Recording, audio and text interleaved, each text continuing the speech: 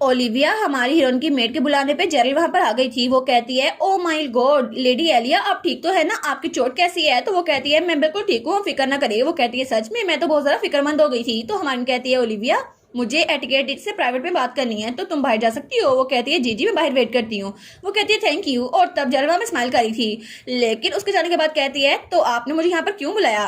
तो वो कहती है अगर आपको मुझसे कुछ पूछना है तो पूछ ले, वैसे भी मैं उस मेड को पनिश करने वाली हूँ जैसे कि आपने ऑर्डर दिया था, और गलती उसी की थी। तो लेडी एलिया आप तो बिल्कुल एक एंजल हैं। तो हमारी कहती है ये सब उस मेड का काम नहीं था, है ना? तो वो कहती है क्या आप कहना क्या चाहती हैं? तो हमारी कहती है ये सब कुछ तुम्हारी वजह से हुआ, और वैसे भी कमरे में सिर्फ हम दोनों हैं, तो तुम आराम से खुलेआम मुझसे बात कर सकती हो, वैसे भी किसी को पता नहीं चलेगा, तो तुम्हें ये स्माइल करने की जरूरत नहीं है, वैसे भी ये सब कुछ तुमने करवाया है ना? तो जेरल कहती है हाँ बिल्कुल ये सब कुछ मैंने करवाया, वैसे भी तुम्हारे कमरे में कोई सर्विलेंस नहीं है ना, तो सिर्फ तुम और मैं हूँ।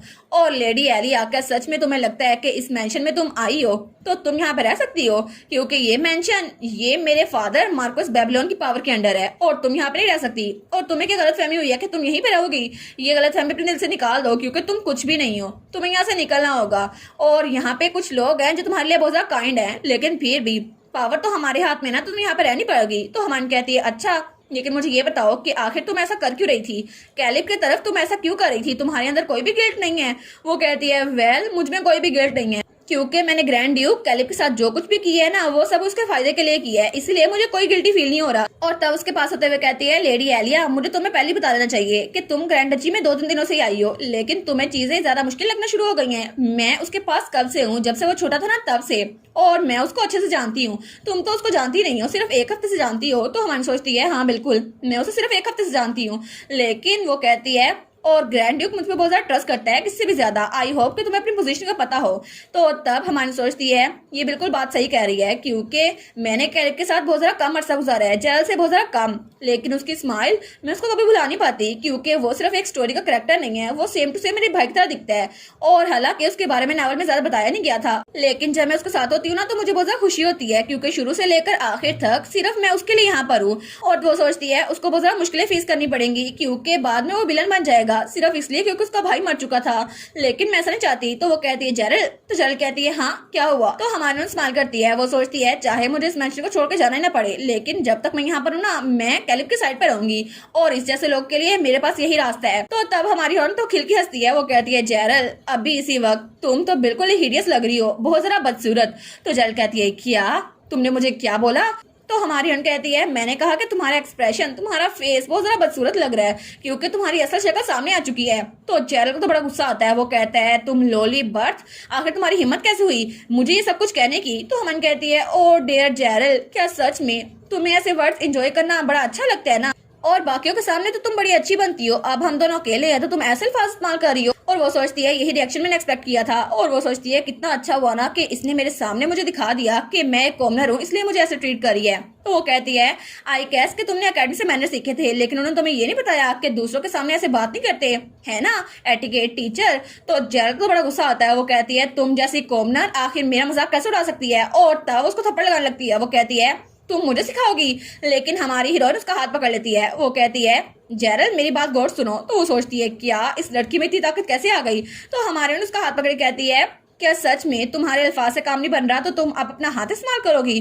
तुम टीचर हो और टीचर्स को दूसरों को मारना नहीं चाहिए, और मुझे नहीं लगा था कि अपने हुलिये से तुम ऐसी हरकतें करती होगी, लेकिन फिर भी चाहे कुछ भी हो जाए जब भी तुम्हारा हाथ उठेगा ना तो मैं इसको ब्लॉक कर दूंगी, और तुम अपनी पावर को ऐसे यूज नहीं कर सकती।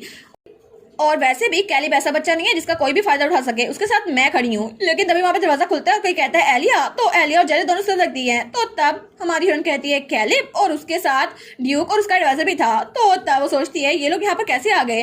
तो तब जेरल कहती है मिस्टर सेड्रिक योर ग्रेस। तो तभी वो रोने की एक्टिंग करते हुए कहती है मिस एलिया मेरी तरफ बहुत सारा हार्श वर्ड्स कह रही थी। तो हमारी सोचती है क्या अब इसने एक्टिंग करनी शुरू कर दी? तो हमारा कैलिब कहता है मिस बेबीलोन। तो वो कहती है जी। तो हमारा कैलिब कहता है आज के आज तुम फायर हो चुकी हो, यहाँ से निकल जाओ। तो वो कहती है क्या? तो हमारी सोचती है 1 मिनट ये इसको फायर कर रहे हैं? तो वो कहती है आप मजाक कर रहे हैं ना, ऐसा कुछ नहीं है, आप ऐसा कैसे कर सकते हैं? प्लीज 1 मिनट रुको सही। और ग्रेस आखिर इसका मतलब क्या है? ये तो नॉनसेंस है ना, ये पॉसिबल ही नहीं है, और ये सब कुछ अचानक कैसे हो गया? तो हमारा कैलिब कहता है ये अचानक है। वो कहती है मेरा मतलब है। तो वो कहता है ये बिल्कुल भी अचानक नहीं है, और तब अपने ग्लव्स निकालता है और उसको अपने हाथ दिखाता है। वो कहता है तुम तब से मुझे मारी जा रही हो और बिल्कुल भी ये एटिकेट टीचर नहीं कर सकती और तुम्हें ये बात पता है और इसको हम बाद में डिस्कस करेंगे, अभी के लिए यहाँ से निकल जाओ। तो वो कहती है क्या? वो सोचती है ये बात तो सेंस नहीं बनाती, मैं कब से इसको ब्रेन वॉश कर रही थी, कितने सालों से, इसको तो मेरी बात माननी चाहिए थी ना। तो वो कहती है मिस्टर सेड्रिक आप तो मेरी बात माने ना, ये तो अभी बहुत ज्यादा समझदार ही नहीं है, ये तो बहुत ज्यादा छोटा बच्चा है, आपको मेरी बात सुननी चाहिए, ये एजुकेशन पर्पज के लिए था, आप जानते हैं ना कोई गलतफहमी हुई है तो हम लोग बात कर लेते हैं। तो हमन कहती है क्या लेकिन तुम्हें सच में लगता है तुम जो ये सब कुछ कर रही थी ये ठीक था और तुम्हें लगता है कि ये ऐसे ही करना चाहिए? वो कहती है हाँ हाँ बिल्कुल, क्योंकि मैं उनकी क्लास ले रही थी, क्योंकि ग्रैंड ड्यूक बनने के लिए उनको ये सब कुछ सीखने की जरूरत है और तुम्हें खुद कुछ नहीं पता, तुम तो यहाँ पर नहीं आई हो ना, इसलिए तुम्हें एजुकेशन के बारे में कुछ नहीं पता। तो हमन कहती है ये किस तरह की नॉनसेंस हुई। तो तभी हमारा सेड्रिक वो हमारी एलिया के पास आता है और तब वो उसको प्रोटेक्ट करता है। तो हमारी उन कहती है क्या?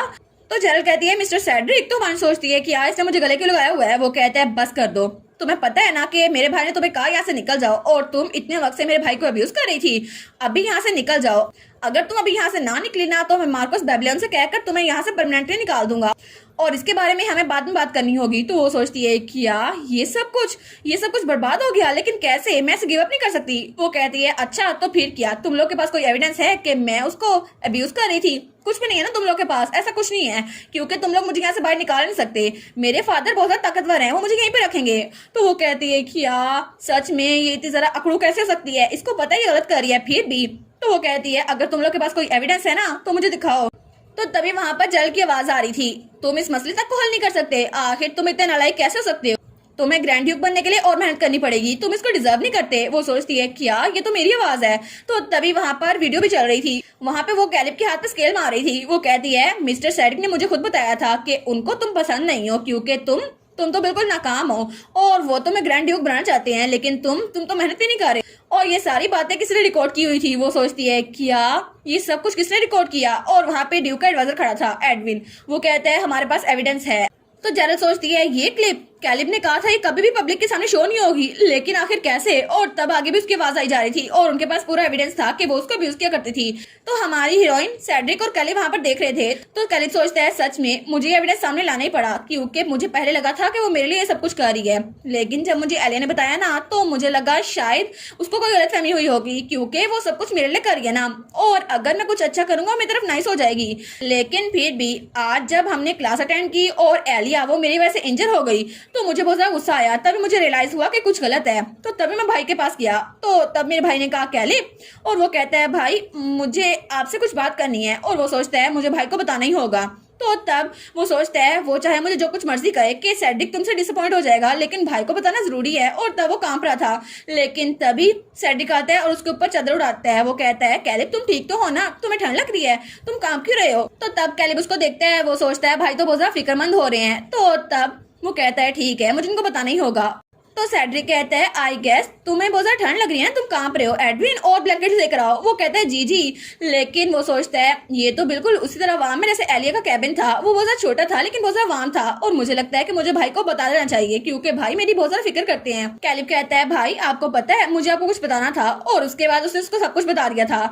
तो तब पीछे से हमारी एलिया हमारे कैलिब को सपोर्ट करती है और तब वो कहती है तुम ठीक तो हो ना? तो कैलिब कहता है जी मैं ठीक हूँ, और तब वो स्माइल करता है। वो सोचता है ठीक है मैंने अच्छा काम किया है ना, क्योंकि ये बताकर अब एलिया के लिए बुरा नहीं होगा, अब वो उसको बुली नहीं कर सकेगी। और तब वो तीनों आराम से वहां पर खड़े थे, लेकिन जेरल उसको तो बड़ा गुस्सा आ रहा था। वो कहती है तुम लोग मुझे दूर भेज रहे हो, सच में तुम ऐसा कर सकते हो? मैं मार्कस की बेटी हूँ, तुम लोग मेरे साथ ऐसा नहीं कर सकते, तुम लोग पागल हो गए हो क्या तुम्हें पता नहीं है सर सेड्रिक, तुम मेरे साथ ऐसा नहीं कर सकते।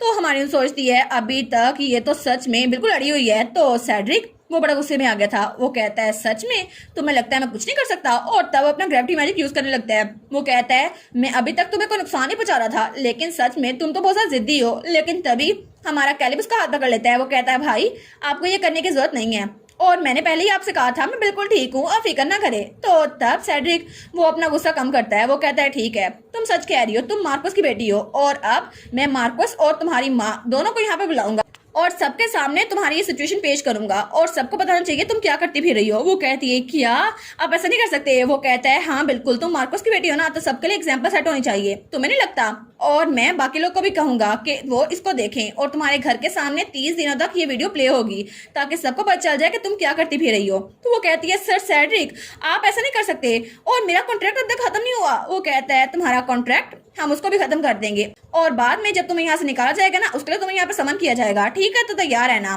और एडविन तुम इस बात के लिए ध्यान रखना। वो कहता है जी सर सेड्रिक, और वो कहता है ठीक है इसको बाहर निकाल दो। तो तब जेरल को तो बड़ा गुस्सा आ रहा था। वो सोचती है क्या अगर ऐसा हुआ तो पूरी सोसाइटी में मेरा मजाक उड़ जाएगा, लेकिन ऐसा कैसे हो सकता है? मैं कितने आराम से यहाँ पर रह रही थी, सब कुछ अच्छा चल रहा था, लेकिन ये एलिया ये यहाँ पर आ गई। अगर ये यहाँ पर ना होती ना तो सब कुछ अच्छा चलता, लेकिन इसकी वजह से ये सब कुछ हो रहा है। और उसके बाद वो वहां से निकल गई थी और तब पीछे वो तीनों रह गए थे। तो सेड्रिक कहता है वो चली गई, तो एलिया कहती है हाँ हाँ मुझे पता चल गया, लेकिन वो सोचती है फाइनली ये सब कुछ खत्म तो हुआ, क्योंकि मुझे तो बड़ा गुस्सा आ रहा था ना। उसने तो मुझ पे हाथ उठाने की कोशिश की थी, लेकिन तब तो मुझे इतना गुस्सा आया था। तो तब सेड्रिक कहता है एलिया, वो कहती है हाँ क्या हुआ? वो कहता है थैंक यू सो मच, मैं हर चीज के लिए बहुत थैंक यू हूँ। वो कहती है क्या? वो कहता है अगर तुम यहाँ पर ना होती ना तो कैलिब को ऐसे ट्रीट किया जाता और मुझे पता भी नहीं चलता। वो कहती है ठीक है, लेकिन मैंने कुछ भी नहीं किया और मैं तो खुद ही करना चाहती थी, लेकिन आखिर में कैलिब और सेड ने खुद ही सारा मसला हल कर लिया। तो वो कहता है नहीं ऐसा मत कहो एलिया। और तब वो कहता है अगर तुम यहाँ पर ना होती ना तो मुझे कभी पता नहीं चलता, कैलिब मेरे पास आता ही ना और हम लोग कभी इकट्ठे होते ही ना। Thank you so much. और तब कैलिब ने सेड्रिक का हाथ पकड़ा हुआ था। वो सोचती है अच्छा हुआ इन दोनों ने बात कर ली, कितनी अच्छी बात है ना। तो तब वो कहता है मुझे माफ कर देना तुम्हारे साथ इम्पोलाइट होने के लिए। वो कहती है क्या इम्पोलाइट? वो कहता है हाँ मैं तुम्हें गले लगा लिया था ना इसलिए। वो कहती है अच्छा वो कहता है हाँ मुझे बाकी सबको दिखाना होगा ना कि मैं तुम्हारी बहुत ज्यादा फिक्र करता हूँ, ताकि मार्कस बेबीलोन को यहाँ से तुम्हें निकालने का कोई रास्ता ना मिले। और मैंने ये सब कुछ सिर्फ इसलिए किया ताकि उसको मुझ पे शक ना हो, और मैंने ये जानबूझ के नहीं किया, मुझे माफ कर दो, अगली बार मैं तुम्हें बता दूंगा। वो कहती है ठीक है कोई बात नहीं। वो सोचती है कितना जरा कैलकुलेटिव है ना। तो तब हमारा कैलिब उसका देखते हैं, तो तब वो स्माइल करता है। वो कहता है थैंक यू। वो सोचती है कितना क्यूट है ना ये, और तीनों बड़े खुश थे। और वो सोचती है मैंने जो कुछ कहा कैलिब ने यकीन कर लिया, कितना अच्छा हुआ ना कि अब इसकी लाइफ थोड़ी अच्छी हो जाएगी। और अब पीछे मैं चाहती हूँ ये लोग हमेशा खुश रहे, क्योंकि मैं सच में चाहती हूँ कैलिब खुश रहे, और एक बार मेरी मेमोरीज वापस आ जाए ना तो फिर सारी चीजें ठीक हो जाएंगी, है ना। तो तब सेड्रिक कहता है ठीक है मैं अपने ऑफिस में चलता हूँ, तुम आज के लिए आराम करो। वो कहती है थैंक यू सेड्रिक, लेकिन तभी सेड्रिक उसको देखते हैं। वो कहती है क्या तुम्हें क्या हुआ? वो कहता है एक्सक्यूज मी एक मिनट रुको। तो तब उसके बालों की रीट पकड़ता है। तो वो कहती है क्या? तो तब उसके बालों को अपने पास लेकर आता है। वो कहती है ये क्या कर रहा है? तो तब उसके बालों को स्मेल करता है। वो सोचती है हैं ये मेरे बालों को स्मेल क्यों कर रहा है? वो कहती है ये क्या हुआ? वो कहता है एक्सक्यूज मी मुझे बस कुछ चेक करना था, क्या तुम कोई परफ्यूम यूज करती हो? वो कहती है परफ्यूम नहीं मैंने अभी तक कोई परफ्यूम नहीं खरीदा। तो वो सोचता है क्या? तो हमारी सोचती है कि मेरे बालों को स्मेल क्यों कर रहा था। तो तभी वहां पे कैलिब आता है, वो भी थोड़ा जेलस हो रहा था, तो तब वो भी उसके बालों को पकड़ लेता है। वो सोचती है कितना क्यूट है ना ये। और तब वो सोचती है इसको देखकर तो मुझे यून की याद आ रही है, क्योंकि जब मैं हॉस्पिटल में होती थी ना तो यून भी मेरे बालों को स्मेल करता था। वो कहता था तुम्हारे बाल तो बहुत ज्यादा प्यारे है ना, लेकिन फिर भी। और वो सोचती है जब मैंने बाकी किससे बात की थी ना तो उन्होंने कहा था शायद उसको लगता होगा तुम्हारे बालों से कोई अनफेमिलियर स्मेल आ रही है, और मुझे तो बड़ी हंसी आई थी, लेकिन फिर भी मुझे लगा था शायद वो बहुत ज्यादा क्यूरियस होगा। और कितना अच्छा है ना, चीजें बहुत ज्यादा पीसफुल हो गई हैं। तो वो कहती है अब हम डिनर खाने चले? तो कैलिब कहता है हाँ चलते हैं। और तब सीन चल होता है और दूसरी तरफ हमें जेरल की बग्गी दिखा जाती है, और जेरल बहुत ज्यादा गुस्से में थी। वो कहती है मुझे यकीन नहीं होता, मुझे सच में यकीन नहीं होता, वो सच में एक कपल है, ऐसा हो नहीं सकता, वो एक कॉमनर के प्यार में नहीं पड़ सकता। अगर ऐसा है तो उसने मुझे सच में यहाँ से निकाल दिया, मैं उस लड़की की वजह से वहां से निकल गई। वो एलिया, ये सारी गलती उस लड़की की है, उस एलिया की, ये सब कुछ उसकी वजह से हुआ है। और अगर वो यहाँ पर ना होती ये सब कुछ ना होता, और मैं उस लड़की को अकेला नहीं छोड़ूंगी। आखिर उसकी हिम्मत कैसे हुई मुझे वहां से निकालने की? वो लड़की अब तो वो मेरी दुश्मन बन चुकी है, मैं उसको छोड़ूंगी नहीं। और इसी के साथ ये वाला पार्ट यहीं पर ख़त्म। तो आप लोग बताइएगा आप लोग को ये पार्ट कैसा लगा, और वीडियो को लाइक और चैनल को सब्सक्राइब लाजमी कीजिएगा। बाकी वीडियोस का लिंक भी स्क्रीन पर नज़र आ रहा होगा, तो काइंडली उनको भी चेकआउट कर ले। और thank you so much for watching my videos. Stay safe, bye bye.